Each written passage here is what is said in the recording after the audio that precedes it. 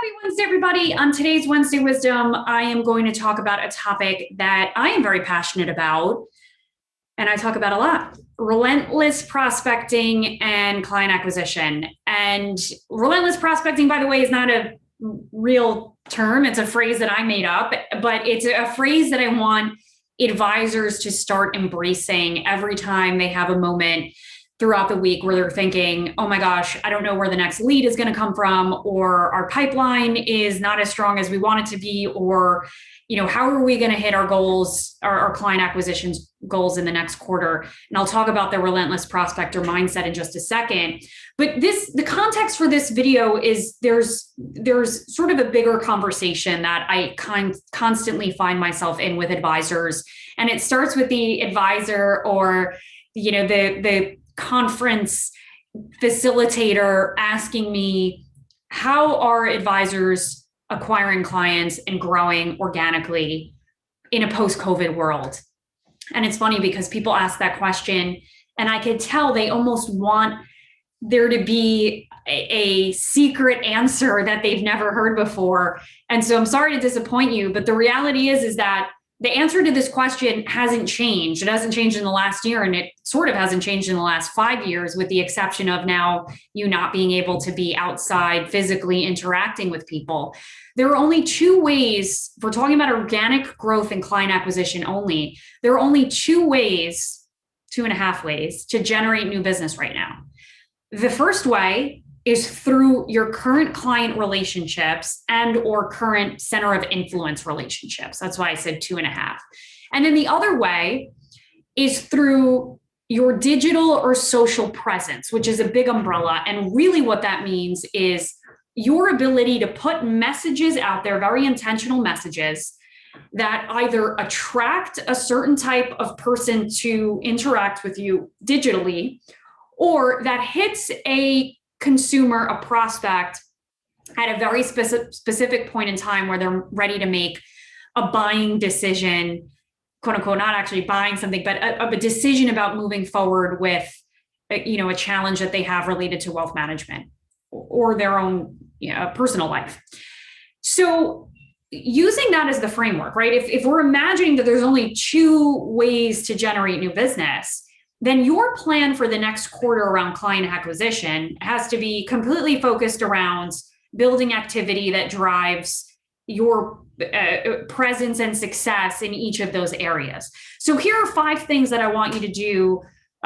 Starting in April, you can start to think about them and plan them now, but this is going to be your marketing plan for Q2, Q3, and Q4, as long as we're still in states where we're quarantined and still home and not really out with people. Okay, so the first thing is adopting the relentless prospector mindset. And when I say that, what I mean is, if you're really passionate about what you do and the practice you run, if you are really rooted every single day in your purpose and your value as an advisor, then you have to become obsessed with talking about your business and your practice.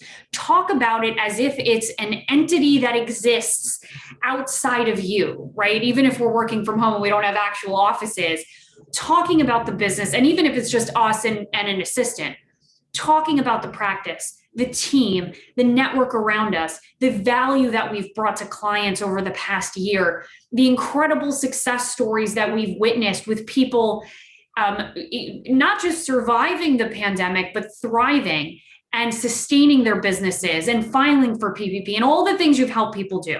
We have to get obsessed with talking about that with everybody, not just with our family members or centers of influence or our team members, but with anybody that we come across on a daily basis. And so what I ask advisors to do, and this is a coaching technique, is cue your mind before each day and ask yourself these 2 questions. Number 1, looking at my cheat sheet here, how can I ensure that I am being an ambassador to my own brand today? And I challenge you to ask other team members that how and what questions are powerful, because they get us to come up with our own solutions to the question. So how can I ensure that I'm being an ambassador to my brand today? And you may want to list out a couple things. And then the second question is, what opportunities do I have today to talk about the value that we deliver. And that's what you're gonna notice over time, by the way, folks, if you ask yourself those questions at the beginning of every day, and the same questions at the end of the day, reflecting back, is you're gonna start to notice your activity shifting and your behavior shifting to make sure that you achieve what you wanted to achieve with those questions that you asked yourself. So that's the first thing. I want you to start doing that and asking yourself and teeing yourself up for the day powerfully every day. The second thing that I want you to do is automate your marketing. I said just a second ago, there's only 2 ways to generate new business. That second way, putting out content out there, the biggest complaint I get from advisors is I don't have the time to do it. It's stressful. I don't know how to even approach thinking about an inbound marketing content strategy. And so what I say to advisors is all you have to be able to do is understand your data set, meaning the email addresses, because email is still the most powerful marketing channel, I'll say. All you have to be able to do is manage your email addresses, which you can easily export from a CRM if you're in the BD channel where you can't leverage fancy marketing automation tech stacks. That's your go-to, right? The email addresses that you're able to send mass messages to. If you're outside of the BD channel or you're an independent, you can leverage platforms like MailChimp or HubSpot or Lead Pages.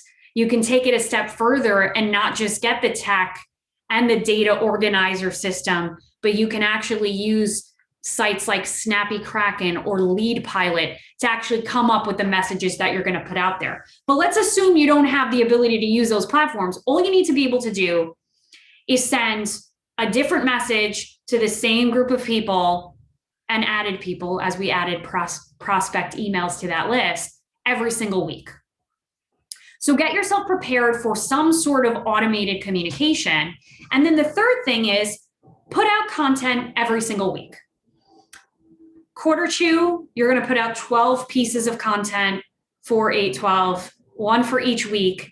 That could be a unique blog that you write, and a blog doesn't have to mean you have a blog, on some fancy website. A blog could mean you're putting some thoughts together in an email. It's your weekly roundup of thoughts, wins and losses for the week that you're sending to clients. You can record a video like I do, 10 minutes a week, talking about a challenge that I know my clients and my target consumer is facing. It could be an audio clip if you're not comfortable on video. You recording your, client best practice of the week and sending it to compliance, of course. So relentless prospecting mindset, an automated marketing system, which could simply mean you're sending group emails out, putting out 12 pieces of content once a week for an entire quarter. And then 2 other things I want you to do. Use next quarter to send out 5 random gifts to 5 clients. And I want you to do that every quarter through the end of the year. Theoretically, if you focus on 5 clients a quarter, you'll hit your top 20 relationships every single year. It could be a gift box of some kind. It could be a bottle of wine. It could be something, anything random. Amazon is great. If you literally just Google female client gifts or, clients born in the 1960s, whatever it is, tons of awesome gifts. Just send out 5 random gifts. That's the 4th thing. The 5th thing, ensure that in any given week, you have 10 conversations about the way you define wealth management as a firm. I don't care who those conversations are with or how you have them, but the most important thing you can do right now as an advisor to the prospect, to the larger consumer community, is educate them on the difference between what you do, wealth management, and what the rest of the industry does, investment management or risk management. So that's your marketing plan for the quarter. I hope you found this helpful. I hope you feel motivated to implement some of this. Let us know how it goes. I'll see you next week. Same place, same time. Happy marketing and client acquisition. Take care.